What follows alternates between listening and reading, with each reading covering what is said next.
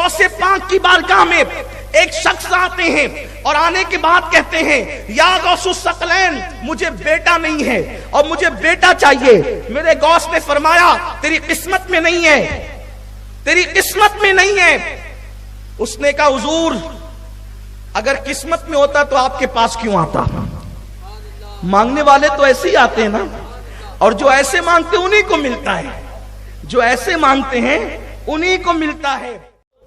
آنے والا کہتا ہے غوث الاعظم دستگیر سے سرکار قسمت میں ہوتا تو آپ کے پاس کیوں آتا؟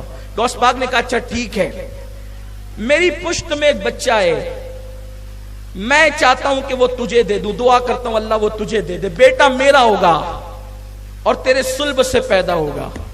ٹھیک ہے میں نے تجھے دیا, لے جا. دعا کر دی اللہ جو میرے حصے کا اس کو دے دے. پھر وہ بچہ پیدا ہوا, اسی کو دنیا شیخ محی الدین ابن عربی کہتی ہے. شیخ محی الدین ابن عربی یعنی غوث الاعظم دستگیر کی مانوی اولاد.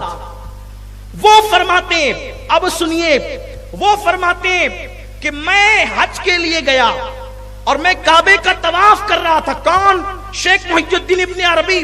یہ غوث الاعظم کے دور کے ہیں. غوث پاک کی بارگاہ میں ان کے والد آئے تھے بیٹا مانگنے کے لیے, غوث پاک کی دعا سے پیدا ہوئے. غوث پاک نے ان کو مانوی اولاد کہا. خود اتنے بڑے مرتبے پر فائز ہیں کہ صوفیہ کے سردار کہے جاتے ہیں اپنے دور کے اندر. وہ فرماتے ہیں میں حج کے لیے گیا اور جب حج کے لیے گیا کعبے کا طواف کر رہا تھا, بھیڑ بہت تھی. اسی بھیڑ کے اندر میں نے دیکھا ایک بندہ کعبے کا طواف کرتے ہوئے آیا اور لوگ ہٹتے جاتے تھے اور وہ آگے بڑھتا جاتا تھا, لوگ ہٹتے جاتے تھے وہ آگے بڑھتا جاتا تھا اور آسانی سے طواف کرتا جاتا تھا. میں نے سوچا اس کے اندر جسم ہے کہ نہیں کہ یہ روح ہی طواف کر رہی ہے. جب طواف مکمل ہوا تو میں نے اس کو سلام کیا. اس نے کہا وعلیکم السلام یا محی الدین ابن عربی. اس وقت میں نے پوچھا حضرت آپ جانتے ہیں اس دور کا غوث کون ہے؟ کیونکہ ہر دور میں غوث ہوتا ہے, یاد رکھنا ہر دور میں ولیوں کا سردار غوث ہوتا ہے, لیکن غوث الاعظم اب کوئی نہیں ہو سکتا. اب غوث اعظم کوئی نہیں ہو سکتا.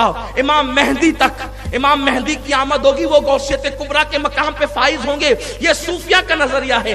لیکن غوث کوئی ہوتا ہے زمانے کا غوث, اور جتنے زمانے کے غوث ہوتے ہیں وہ صرف سادات میں ہوتے ہیں, حضور کی اولاد میں ہوتے ہیں. بہت سارے لوگوں کا نظریہ یہی ہے کہ جو غوث ہوتا ہے وہ خاندان رسول میں صرف ہوتا ہے.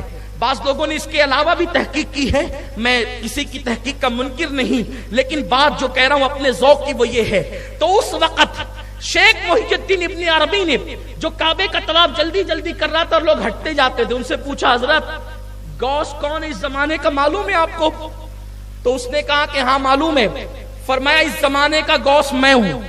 وہ جو جلدی جلدی طواف کر رہے تھے نا, شیخ محی الدین ابن عربی کے پوچھنے میں کہا اس وقت کا غوث میں ہوں اور میرے بعد جو غوث ہوگا وہ جلال الدین ہوگا. شیخ محی الدین ابن عربی سے کہا ابھی تو میں غوث ہوں, میرے بعد جو غوث ہوگا وہ جلال الدین ہوگا, اور اس کے بعد جو غوث آئے گا وہ سید محمد اشرف جہانگیر ہوگا.